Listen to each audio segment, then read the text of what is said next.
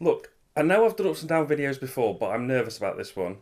Because people love this game and I don't, but I'm doing all my collection over time, so I have to do it at some point. Might as well be now. It's a good family game, so I'll just keep it on the shelf, that's why. Of course, I'll be honest, I always am. My ups and downs are never arbitrary and unfair, despite what the comments section says. Yeah, you're right, it's just fun. People should probably lighten up. Okay, I'll do it, but it's a small game. The video is going to be short. I need to pad out the intro somehow. Any suggestions? Codenames the musical, except I can't sing, dance, or write musicals. I could do like a fake phone call like they do on TV to further a story. You know, I sit here pretending to talk to someone, say things like, I hope people click the subscribe button. No, you're right, my subscribers are far too intelligent and good looking to fall for that. Alright, I'm going to record it now. Later, bye.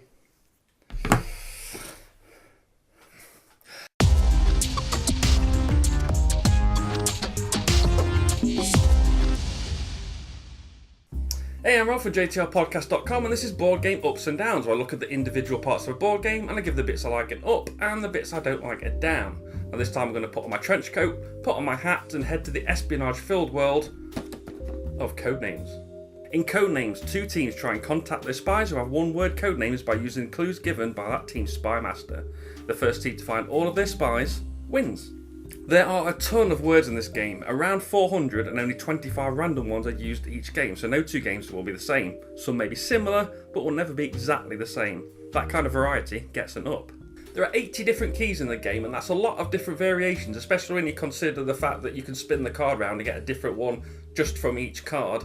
That's a lot of variation, and it's impossible to remember all of them, and trust me, I know people will try and remember them all, so that gets an up. The clue giving, the guessing, the teamwork is great. You have to think in quite a unique way and I like that challenge. The overall idea of the game gets an up. The one thing that takes this from a nothing game to a super popular game that everyone wants to play is this guy. The need to avoid the assassin is important, it's a genius move and I love it, and that gets an up. And that's all the ups, I guess. Time to get real. There are 15 rules for giving clues. 15 rules for giving clues. You could just enact Whedon's law, but we're dealing with board gamers here. The rules will be bent and broken. They will be stretched, queried, discussed, argued. They need to be clearer, and 15 rules for naming a word down. Now, as a spy master, you're supposed to say something like clue 2. The team will look at the board for a bit. They'll point at a card. The spy master puts the relevant answer on it and play continues. But what actually happens is the spy master wants to be the most intelligent person in the room and spends way too long looking for that perfect 5 or 6 or whatever. There are easy 1s and 2s, sure, maybe even a 3, but that's not good enough, and don't forget the board state changing turn after turn means they either need to rethink the whole thing or they don't pay attention until their turn because, well, people. As an example of this, right now, are you watching a video of the game or a still image? How would you know the difference? The game length and the downtime gets a down. Sorry, what? The timer?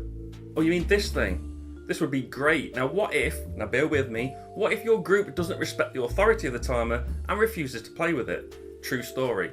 It's the rulebook's fault because, and I quote, "Sorry, we almost forgot. See, we don't use the timer very often. They said that. It's right there in pink and black. The lack of solid rules for the timer gets a down." So that is 4 ups and 3 downs for a score of +1. What are your ups and downs for Codenames? Let me know with your polite comments below. Remember to like, share and subscribe to the channel for more board game ups and downs videos as well as other board game related content. You can follow me on Twitter at JTRpodcast to find the blog and podcast at JTRpodcast.com. I've been Rob aka JestaThaRogue and I'll see you soon.